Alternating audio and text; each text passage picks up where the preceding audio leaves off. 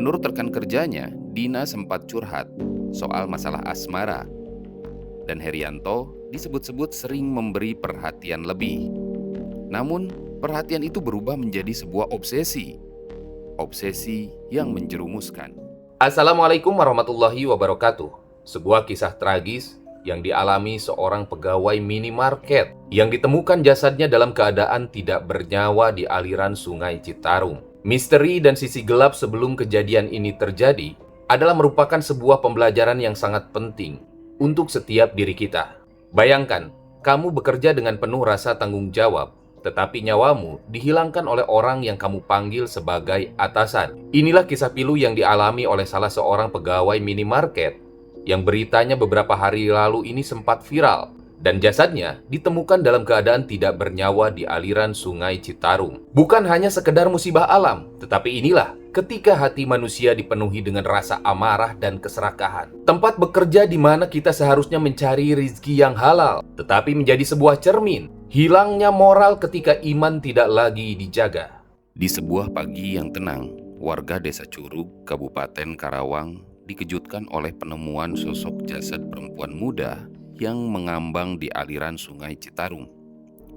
Wajahnya pucat, tubuhnya terbawa arus, dan di sekitar lokasi hanya terdengar bisikan siapa dia dan apa yang terjadi padanya. Beberapa jam kemudian identitas perempuan itu terungkap. Namanya Dina Oktaviani. Usianya baru 21 tahun. Seorang kasir minimarket di kawasan rest area Tol Cipularang, Purwakarta. Gadis sederhana yang dikenal sopan, rajin, dan sering tersenyum kepada pelanggan.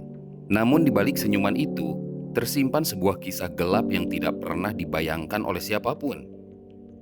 Dan ini awal dari misterinya. 2 hari sebelum penemuan jasadnya, kamera CCTV di minimarket merekam Dina sedang duduk diam di belakang meja kasir.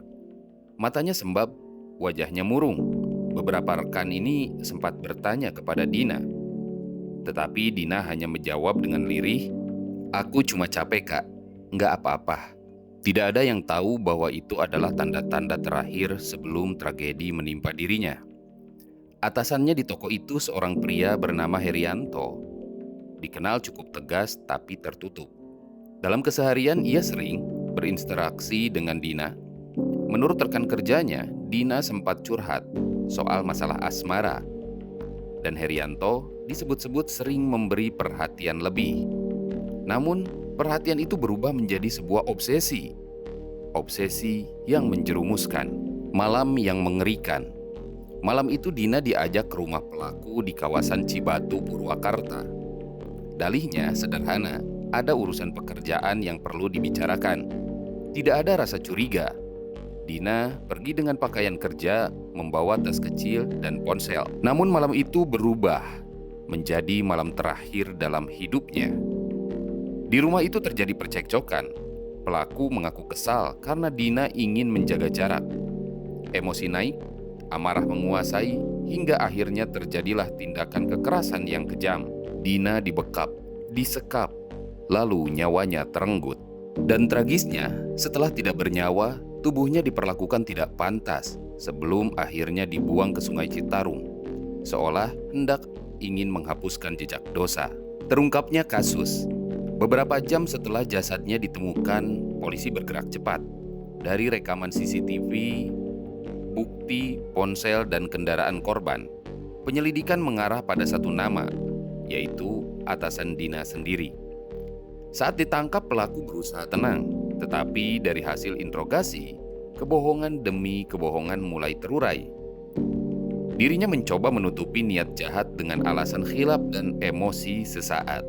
Namun tetap saja tidak ada alasan yang mampu membenarkan kezoliman. Rasulullah Shallallahu Alaihi Wasallam bersabda, "Sesungguhnya kebinasaan umat sebelum kamu karena mereka tidak pernah menegakkan keadilan bagi orang yang lemah." Hadis riwayat Bukhari dan Muslim. Keadilan kini menjadi harapan keluarga Dina. Ibunya menangis di depan kamera, berkata dengan lirih, "Anak saya tidak bersalah, dia hanya ingin bekerja dengan jujur." Kisah ini bukan sekedar berita tragis. Ini adalah cerminan gelap dari rusaknya moral dan hilangnya rasa takut kepada Allah dalam hati manusia. Bagaimana mungkin seorang yang dulu bekerja sama bisa tega menghilangkan nyawa orang yang mempercayainya? Itulah saat hati dikuasai oleh nafsu, ketika cinta berubah menjadi ambisi dan kebaikan tertutup oleh kegelapan.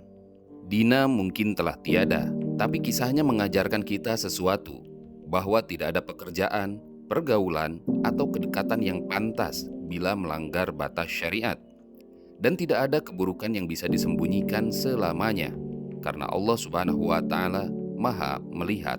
Saudaraku, dunia ini hanya sementara. Harta, jabatan, dan nafsu hanyalah ujian kecil, tapi satu perbuatan zolim bisa menghancurkan seluruh amal kebaikan seseorang. Kematian Dina bukan sekedar tragedi kriminal, tapi peringatan bagi setiap hati yang mulai lalai, bahwa fitnah di tempat kerja bisa menjadi ujian iman, bahwa keserakahan dan hawa nafsu bisa mengubah manusia menjadi kejam, dan bahwa keadilan Allah akan datang cepat atau lambat. Nah, teman-teman, semoga ini menjadi sebuah pelajaran untuk setiap diri kita, bahwasanya orang yang kita anggap dekat bisa jadi menjadi orang yang justru paling bisa mengancam diri kita. Maka seberat apapun masalah kita, ungkapkan terlebih dahulu kepada orang-orang yang benar-benar ada di lingkungan keluarga kita.